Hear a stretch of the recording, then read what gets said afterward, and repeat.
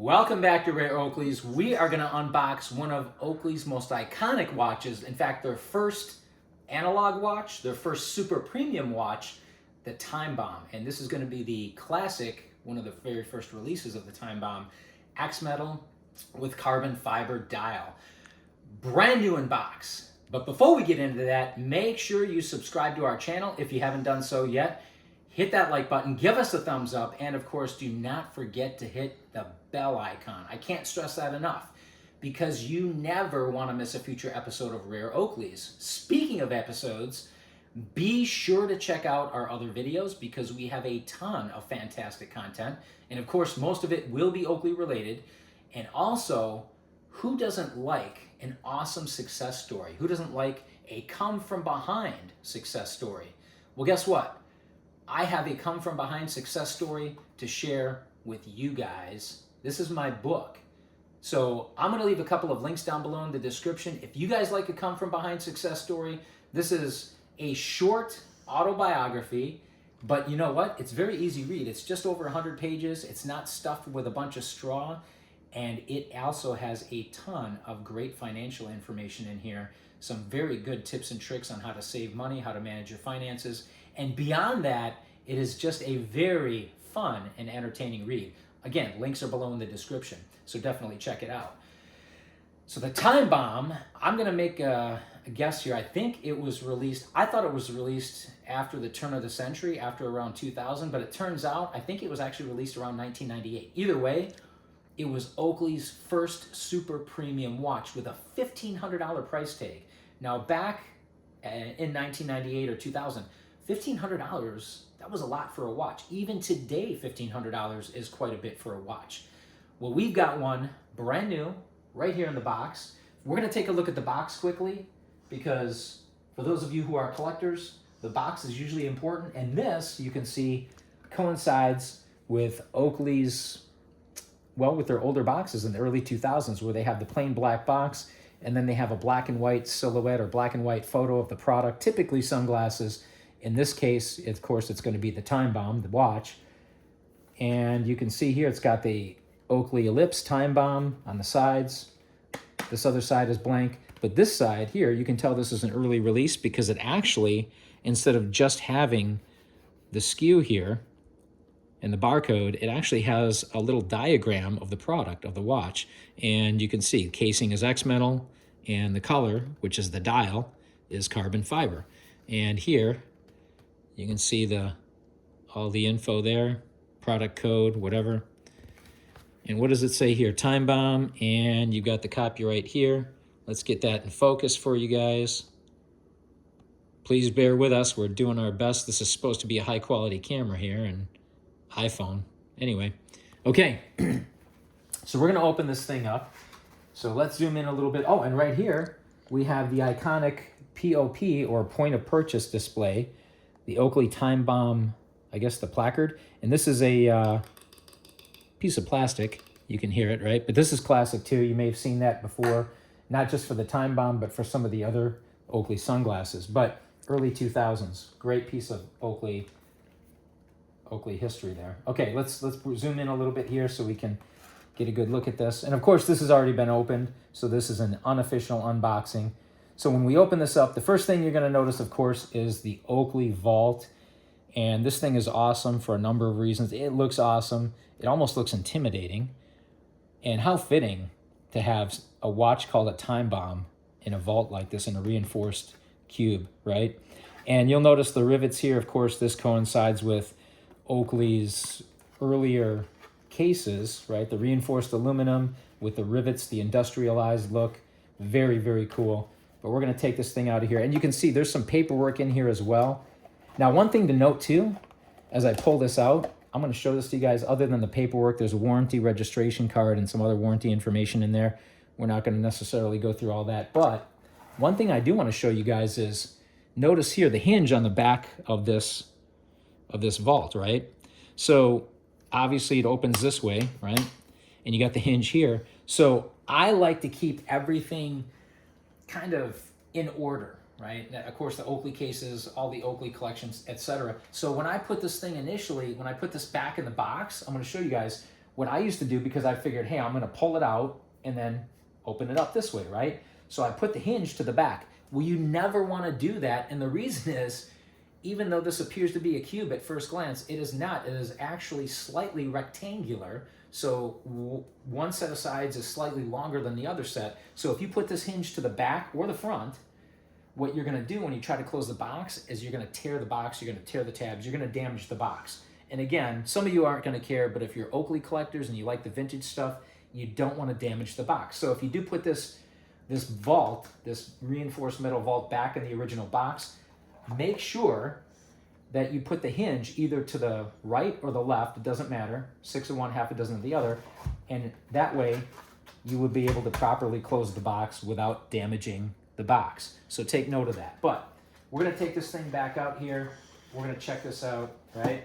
And let me set this back up, because this box is actually really cool. And another thing to note is too, I don't know if it was near the end of the product life cycle, but at some point Oakley kind of ran out of time bomb boxes, and they were actually using the Icon boxes. If you're not familiar with the Icon, it was basically the time bomb, but it just didn't have the little flares on the sides here, right? Those 4 flares on the top left and right and the bottom left and right. But there's the box. We got the point of purchase display here. Now let's check out this reinforced cube here, which is actually a rectangle, slightly rectangular. Let's come on in a little bit and make sure we get this in focus. So you can see it's got here the inertial generator, which is named the O engine. And then down here it's got Oakley, I'm trying to read it because of the light, Oakley Time Bomb World Movement, right? On the bottom here. So really cool case designed specifically for this watch. Now, here we go, let's open it up. Let's see what we got. We got felt on the inside. We got kind of felt on the top. You can't see it, it's all black. The insides of this top here are actually just a black cardboard, which is fine. But this is probably the coolest presentation case I've ever seen for a watch, other than maybe the full metal jacket, which obviously was a far lower production run.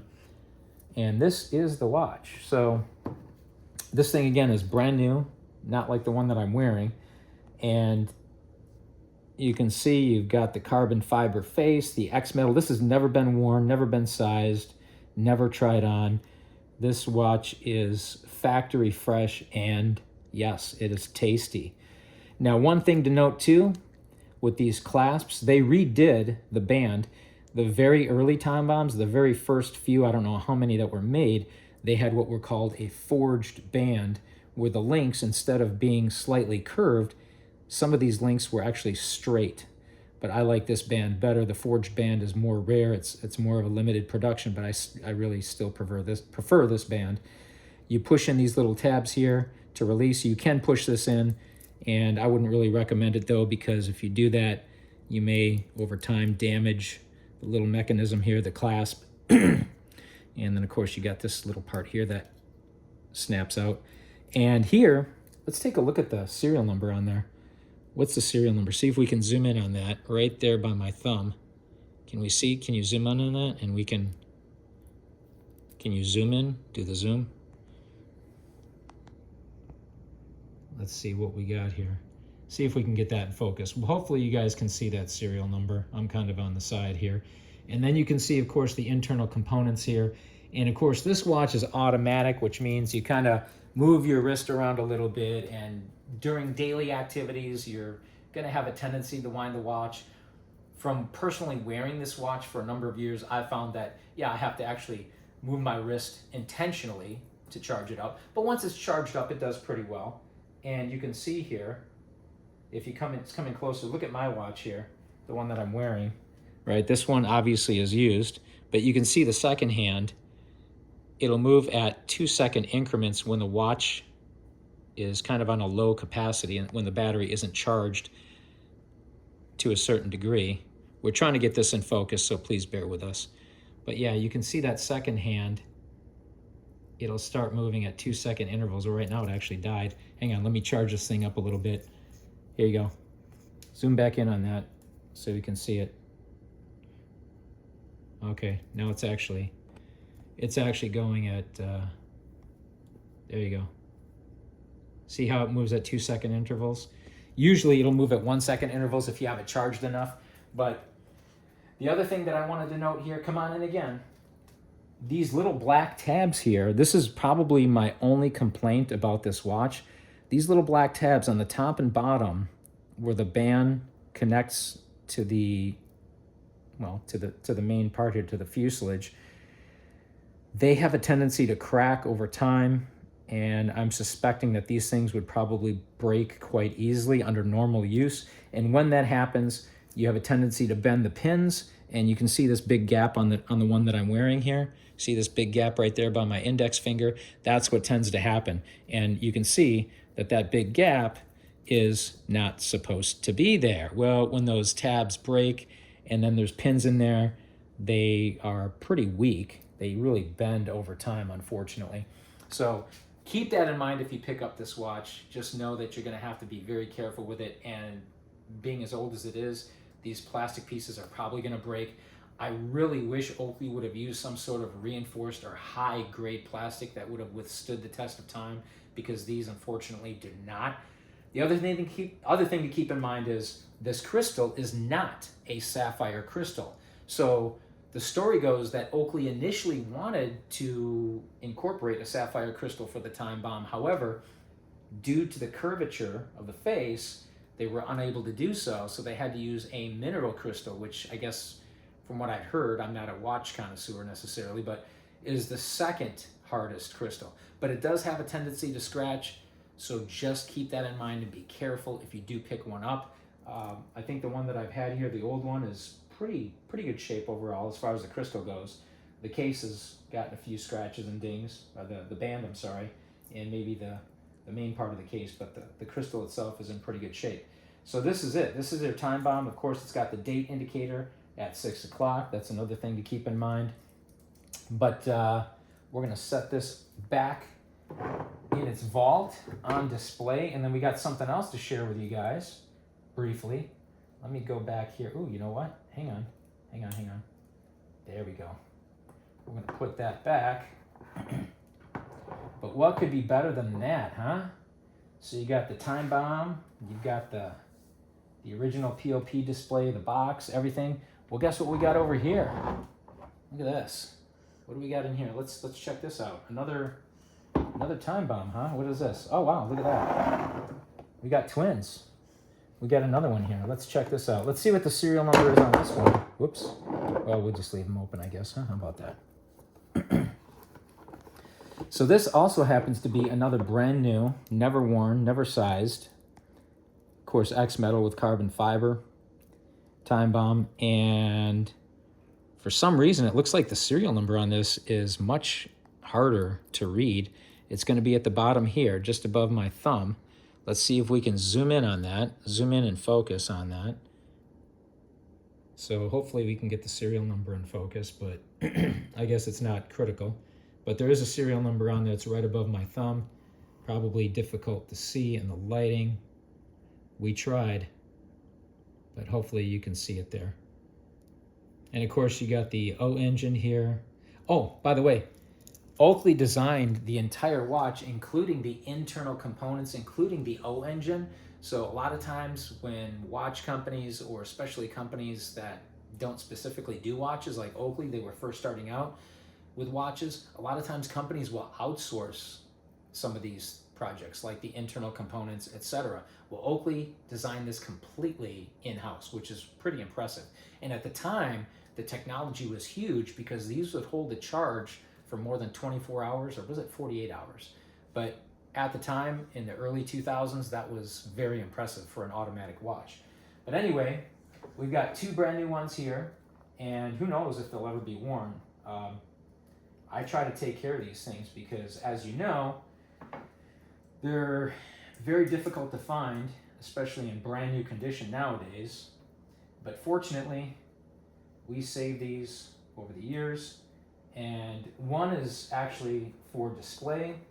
The other is kept in stock and storage. Let us know what you guys think in the comments below. As always, thank you for watching, liking, commenting, subscribing. Do not forget to hit that bell icon, and we will see you next time on Rare Oakleys.